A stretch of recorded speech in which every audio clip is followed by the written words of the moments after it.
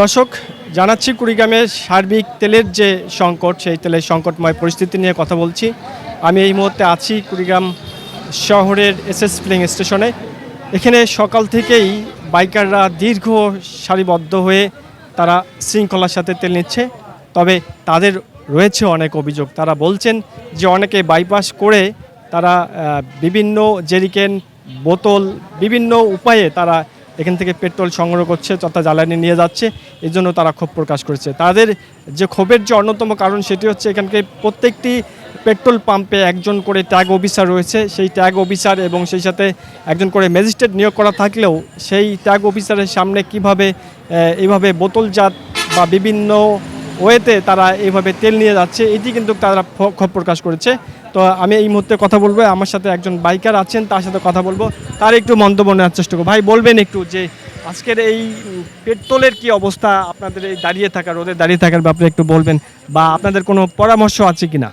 এখন যে অবস্থা সেটা হচ্ছে হলো কি মানে কেউ সিরিয়াল মেনটেন করতেছে না, কেউ জেডিকেল নিয়ে আসতেছে, কেউ আবার আলাদাভাবে গাড়ির ট্যাঙ্কে নিয়ে যা তেল খুলতেছে, এটা সবাই বা এটা আমারও ক্ষেত্রেও হয় যখন সেটা কারণ হচ্ছে কি অফিসিয়াল চাপ। যেহেতু আমরা কোম্পানি জব করি, আমাদের একটা টাইম টেবিল আছে, ঠিক আছে। সেক্ষেত্রে যখন আমি কিন্তু রাত থেকে আসি, আগামীকাল রাত থেকে আসি, কিন্তু আমাদের যেটা তেল লাগে সেই পরিমাণ আমরা কিন্তু তেলটা পাচ্ছি না। আমাদের মার্কেটিং জবটা হচ্ছে লং জার্নি, ঠিক আছে। লং জার্নি সেক্ষেত্রে আমাদের জন্য খুব সমস্যা হচ্ছে। আর এইভাবে সিরিয়াল মেনটেন করে মানে অনেকজনে আছে, দেখতে পাচ্ছি অনেকজনে আছে।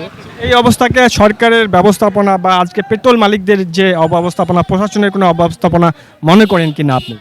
প্রশাসন তো অবশ্যই আছে, কিন্তু প্রশাসন এখানে কিন্তু ওনারাও কিন্তু কুলাতে পারছে না, ঠিক আছে। দেখতেছি এক গাড়ি দুইবার ঢুকতেছে বা আবার তেল হয়তো ঢেলে আবার আসতেছে, ঠিক আছে।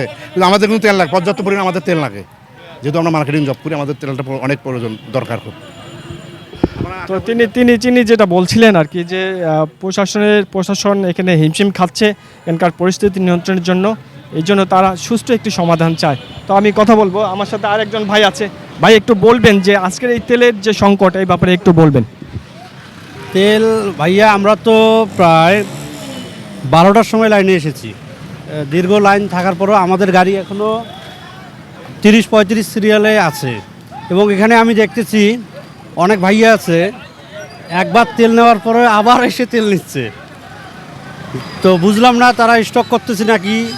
তো যাই হোক, খুব খারাপ লাগতেছে এখন, কারণ আমরা লাঞ্চ এখনও করিনি, তো না খেয়ে আছি। আমরা সকালে খেয়ে তেলের উদ্দেশ্যেই রওনা দিয়েছি এবং এখানে 500 টাকা করে তেল দিচ্ছে। তো এইভাবে যদি তেল দেয় সেক্ষেত্রে দেখা যায় 500 টাকার তেল হলে যারা বিভিন্ন সংস্থা বা প্রতিষ্ঠানে কাজ করে, দেখা যায় 500 টাকার তেল হলে সপ্তাহখানিক চলবে। এভাবে তেল দিলে ইনশাল্লাহ আশা করা যায় পরবর্তীতে মানুষের তেলের এত চাহিদা থাকবে না। ধন্যবাদ। তো আসলে তারা বাইকারদের প্রতি কিন্তু তাদের একটি অভিযোগ আছে বাইকারদের। তো তারা যেটা বলছেন যে অনেক বাইকার আছে যারা পেট্রোল নেওয়ার পর আবারও সেই লাইনে দাঁড়িয়ে আবারও পেট্রোল নেওয়ার একটু পায়তারা করছে, এমন অভিযোগ আছে। তবে আমি কয়েকজন বাইকারের সাথে কথা বলেছি, তারা যেটা বলছেন যে এখানে প্রত্যেকটি পেট্রোল পাম্পে একজন করে ট্যাগ অফিসার নিয়োগ থাকলেও সেই ট্যাগ অফিসারের সামনেই বিভিন্ন সরকারি কর্মকর্তা কর্মচারীর পরিচয়ে অনেকেই বিভিন্ন স্লিপের মাধ্যমে জেরিকেন এবং সেই সাথে বিভিন্ন ড্রাম ভর্তি করে পেট্রোল নিয়ে যাচ্ছে, এই অভিযোগটা কিন্তু তারা করেছেন। তারা যেটা বলছেন যে যদি এই বাইপাস করে যদি পেট্রোল না নেওয়া হয় তাহলে প্রত্যেকটা বাইকার তাদের প্রয়োজনীয় পেট্রোল পাবে, জ্বালানি পাবে, এমনটি তারা বলছেন। তবে আমি কথা বলেছি কুড়িগ্রাম জেলা প্রশাসক অন্নপূর্ণা দেবনাথের সাথে।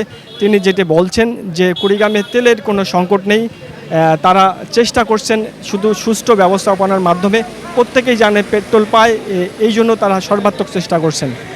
তো সব মিলিয়ে বলা যায় ইরান, ইরাক এবং যুক্তরাষ্ট্রের যে যুদ্ধ, সেই যুদ্ধের যে প্রেক্ষাপট, সেই প্রেক্ষাপট কিন্তু কুড়িগ্রামেও তার প্রভাব পড়েছে। তো আগামীতে যদি এই পরিস্থিতি বিদ্যমান থাকে তাহলে কুড়িগ্রামের জ্বালানি তথা পরিবহন সেক্টরে একটি মারাত্মক একটি বিপর্যয় তৈরি হবে, এমনটাই বলছেন এখানকার বিশেষজ্ঞরা। এই ছিল জ্বালানি তেলের সার্বিক সংকট নিয়ে সর্বশেষ পরিস্থিতি। রাশিদুল ইসলাম রাশেদ, চ্যানেল 1, কুড়িগ্রাম।